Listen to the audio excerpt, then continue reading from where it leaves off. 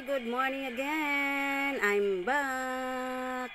Guys, ayan, mag-workout na naman ako for today para na naman sa back, fat, and then sa arms.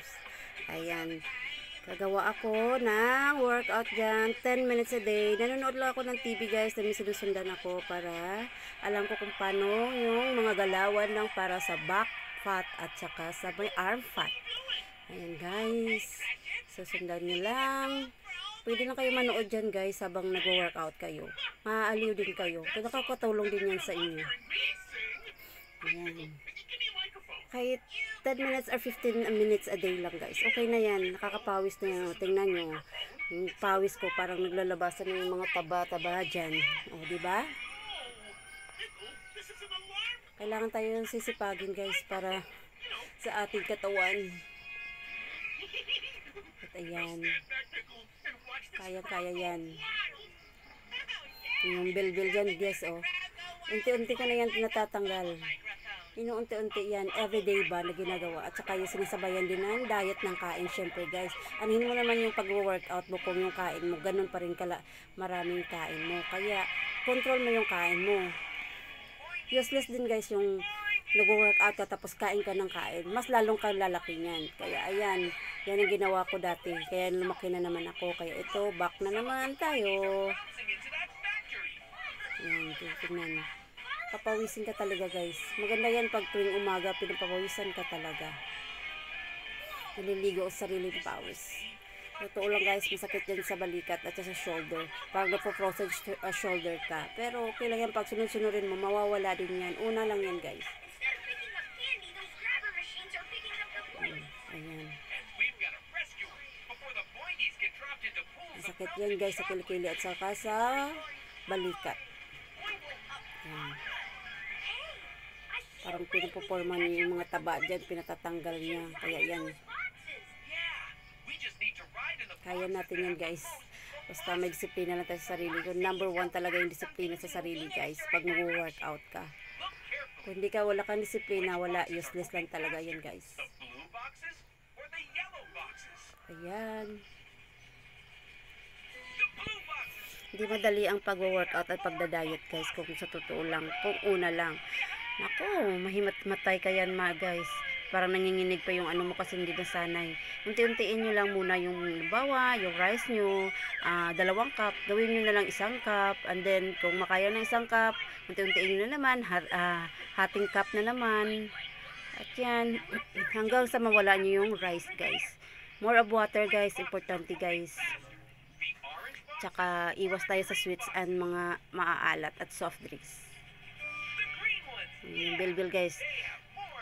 Nag-ano na guys, nagbibitay na. Yan ang tawag na hanging belly. Kaya yan ang ino-workout ko rin isa din. Para mawala rin yung belly natin. Hindi rin natin maiwasan yung dyan sa nanganganak. Meron talaga yan ganyan. Hirap talaga tanggalin yan guys. Yan. Parang nagmamantika na yung bilbil natin guys.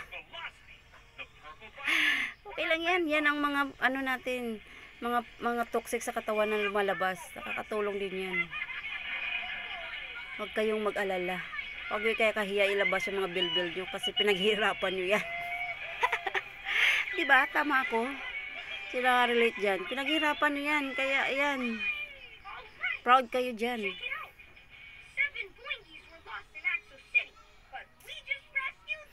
Ayan, kung paano mag-workout. Ayan, sige, banat lang.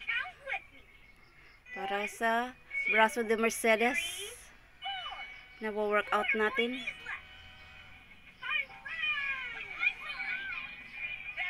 Ayan, sakit yun guys. Katutuusin. Pero okay lang yan. Diba? Kikita yung likod. Parang ano ba yan? Yung tagtaran. Yung tapalan. Pero okay lang yan. Yung tiyan, no? Tingnan nyo. Magka-abs din yan at magwawala din yung belly na yan. Pero di naman perfect mawawala mo yung bilbil mo guys.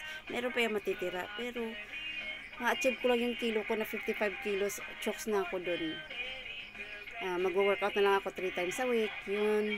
Tsaka yung kanin, iwasan na, konti lang, yun ang ibalik ko. Basta may balik ko lang yung timbang ko na 55 kilos.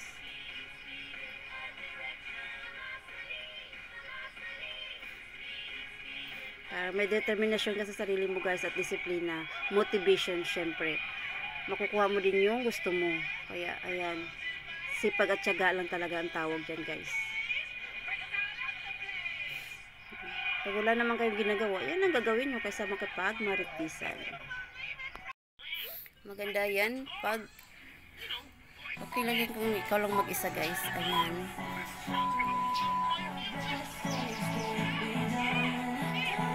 Diba? Yung braso lumiliit na. Parang hinihigpit yung braso mo guys. Pinasisikip niyan. Ayan. Diba? Kikita mo din yung progress ng pagkatapos.